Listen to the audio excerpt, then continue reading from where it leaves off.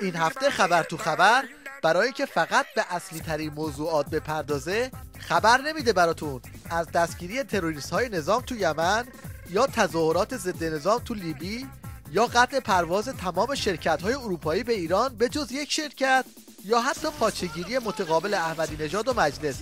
ولی آخه درد ولی فقیه که یکی دوتا و 10 تا نیست، یه قلم کابوس انتخابات رو داره. ریشه تمرکز دسیسه‌های قرارگاه استکبار بر انتخابات ریاست جمهوری پیش رو چیست؟ به این مقصود دشمن کمک نکنند. هی نگن انتخابات باید آزاد باشه. دیگه تکرار نکنند کلیدواژه نادرست انتخابات آزاد. این دفعه رمز شورش و کلیدواژه انتخابات آزاده. در خارج منافقین دارن همین حرفا میزنن. راه براندازی انقلاب و حکومت اسلامی در ایران انتخاب آزاده.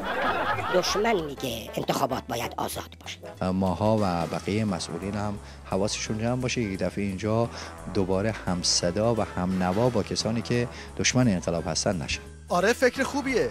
حواسا جمع، چون هیچ کدوم از جناح ولی فقیه رو به کشکم حساب نمی‌کنن.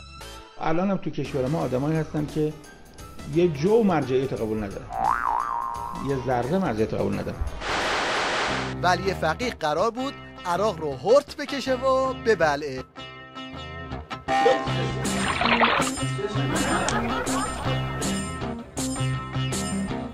ولی این لقمه تو گلوش گیر کرد، در حالی که ولی فقیه دست گذاشته بود روی خرک مالکی برای پرش به سمت سکوی قدرت منطقه‌ای، یه چیزی محکم خورد تو پوزش.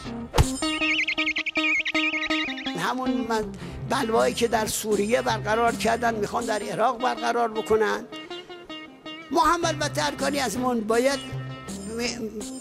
در توانمونه باید بکنیم. واقعا هم هر کاری در توانشون بود کردن، از رانندگی با هاموی رو بدن مردم تا استفاده از یک روانساز یا تسهیل کننده مدل آلمانی. یکی که قراره بی‌طرف باشه ولی اینطوری بی‌طرفی میکنه.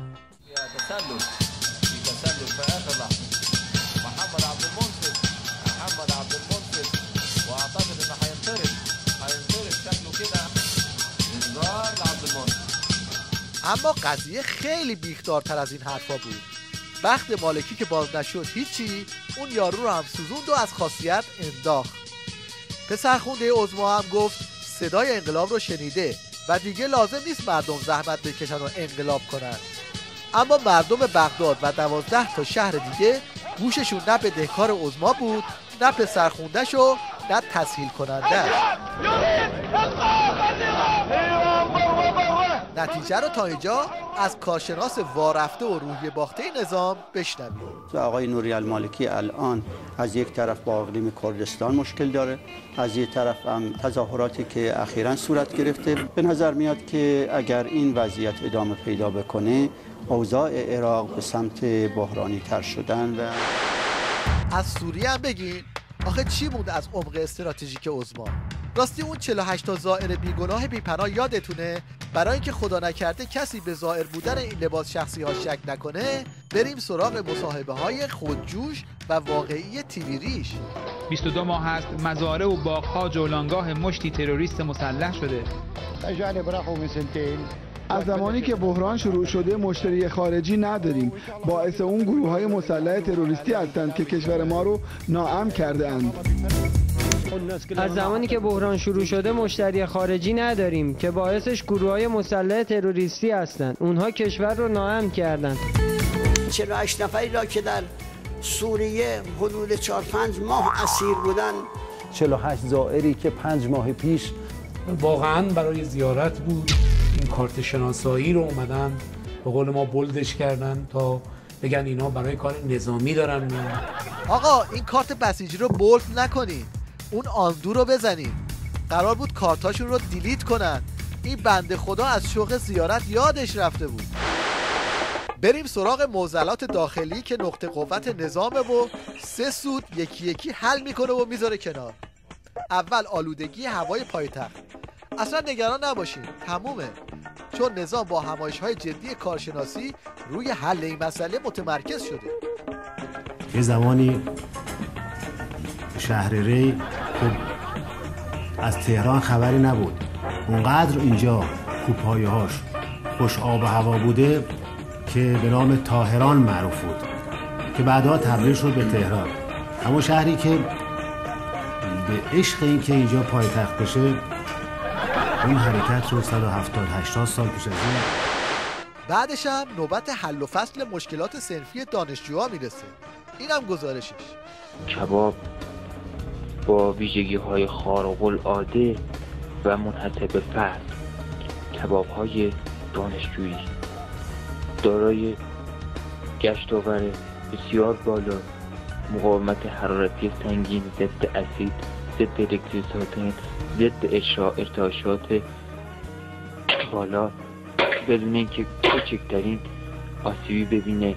از این فراورها در صنایع هوا و فضا به جای تصمیم‌های موتور جت استفاده میشه و مقاومت بسیار بالایی داره. تو هفته‌های اخیر کرباس حکومت خامنه‌ای یه چند تا جر دیگه هم خورد. یه وزیر دیگه هم پر. البته تا چند روز قبل و حتی چند ساعت قبلش یه دروغای دیگه میگفتن. 11 مهر 1391 کنفرانس مطبوعاتی محمود شاخان. نظرتون در خصوص حالا خانم دستیاری وزیر بهداشت چی هست؟ نمره بدم؟ بله نمره بدیم. 20 تمام. 26 آذر 1391. من به نظرم نمره ایشون خیلی بالاست. آقای رئیس جمهور هم همینطوری فکر میکنه و دیگران هم چنین قضاوت دارن. بنابراین تا آقای احمدی نژاد هست خانم دستیاری هست. 6 دی 1391. وزیر بهداشت که با سیاست‌های دولت الان سر کارشه دیگه. اما فرداش دیگه سر کار نبود. روش کنار گذاشتن درجا رو برادران نظام تو مافیا هم تجربه کردن. نمره بدم؟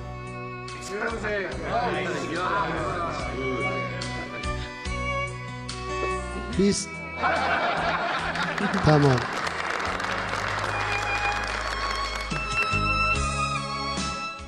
بیست. من به نظرم نمره ایشون خیلی بالاست. تا آقای احمدی نژاد هست خانم دستیاری هست.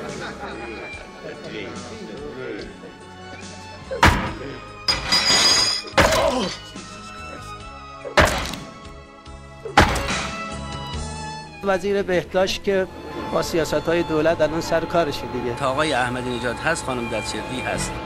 تمام. همین الان بحث ماهواره مطرحه. کارشون الان تبلیغ ضد عقاید ماست. دیدید که ریزم میکنن. باید اینقدر خوراک تو شبکه‌ها خودمون بدیم که دیگه اون فضا رو از بین ببره. مرگ مشکوک فعال اینترنتی در آمریکا. شواهد موجود باور مرگ طبیعی سوارت رو سخت میکنه. سوارت از منتقدان دولت اوباما و سیاست‌هاش هم به شمار میرفت. میگن رئیس پلیس فتای فیلادلفیا رو برکنار کردن. دادستان کل آمریکا هم با یک جسم سخت زده تو سر یک خبرنگار خارجی. یکی از مقامات بانک مرکزیشون هم 3 میلیارد دلار از فدرال رزرو رو دزدیده رفته کانادا خونه خریده. یه سری هم رفتن تو زندان کهریزک اورنج کانتی زیر نظر کمیسر رادان شکنجه شدن. 10-12 سال پیش عظما که میخواست جست مدره بگیره با اشوه شطوری گفت که تو جوونیاش ترانه های بیتل ها رو گوش میکرده.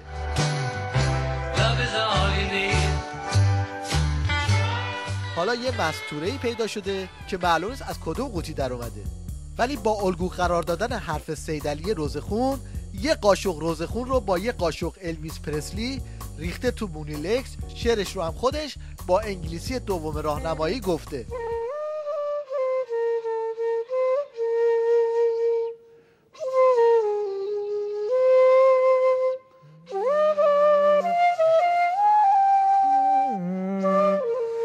You are not far from me. I feel you here. I release myself in your heart with no fear. You are great and kind. You are great and kind. You are always in my mind.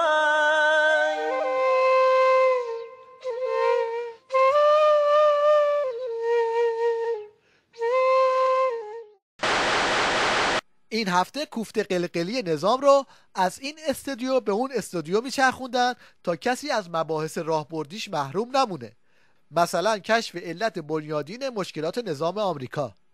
ببینید ما بخوایم مقایسه بکنیم سیستم خودمون رو با سیستم اونجا، خب ما اینجا مجلس داریم، اونجا کنگره هست، اینجا رئیس جمهور داریم، اونها هم دارن. در نهایت در سیستم ما جایگاهی هست به اسم رهبری.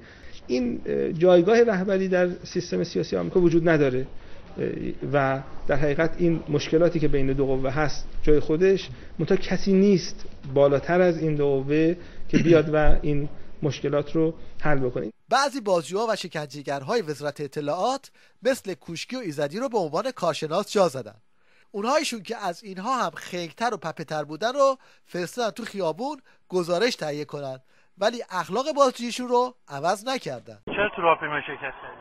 والا به نظر شما برای چی باید شرکت نکنی؟ من از شما پرسیدم جواب بدید. خب برای این به قول معروف دوباره ببین این فیلم‌ها نه، من دارم مصاحبه می‌کنم قشنگ جواب. فیلم‌ها نه، من دارم مصاحبه می‌کنم قشنگ جواب. اولین مشهد این هفته یک کارگردان بسیجیه که هنر هفتم خیلی بهش مدیونه. کارگردان استخاره‌ای که یواش یواش گفتن سینماش باید راه بیفته و شما باید بیاید تو سینما. اصلا ما عشق سینما نداشتیم که حالا بریم تو سینما، بعدمون میاد از سینما. من یادم استخاره آوردم که اصلا برم تو سینما یا نرم سینما. استخاره خوب اومد و که به خاطر ضرورت رفتیم تو سینما. اما نامردا منم یه زمانی مثل شما زلال و جاری بودم. نفر بعدی در این رقابت تنگاتنگ کارشناس اقتصادی اشتغالی نظامه. لایف استایل، سبک زندگی که امروز داره صحبت میشه، کاری یکی از اجزایی هست که تشکیل داده این کیک بزرگ زندگی رو. اونی هم که پارتی داره یه مهارت داشته که تونسته اون پارتیه رو توجهش رو جلب بکنه. یه دایی موقعی که میشه رئیس یک جایی، مدیر یک جایی، وزیر، وکیل، همه خواهرزاده‌هاش رو جذب نمیکنه که اون دو تا سه تا خواهرزاده‌ای جذب میشن که مهارت برقراری ارتباط دارن و تونستن با دایی اون ارتباط موثر برقرار کنن. جوونی که مدرک تحصیلی داره، زیرکی رو داره. زیرکی اینجا زرنگی هستا. زرنگی خودت به پیش رفتنه. خودت در رقابت، میگن دو نفر در یک پیکنیک نشسته بودن لذت میبردن، یهو دیدن یک خرسی داره اینا رو دنبال میکنه، داره به سمتشون میاد، شروع کردن فرار کردن. یکی از دوستا برگشت به اون گفت که کاش اون کفش خوبامو پوشیده بودم. گفت چه ربطی داره، شما فکر می‌کنی کفش بپوشی خرس نمیتونه بگیردت؟ گفت خرس نه، ولی من از تو یه قدم جلوتر میرم. در پایان شیرینکاری یه توتی بامزه و باهوش رو با هم ببینیم که در کمتر از 2 دقیقه 20 تا کاری رو که یاد گرفته با مهارت انجام میده.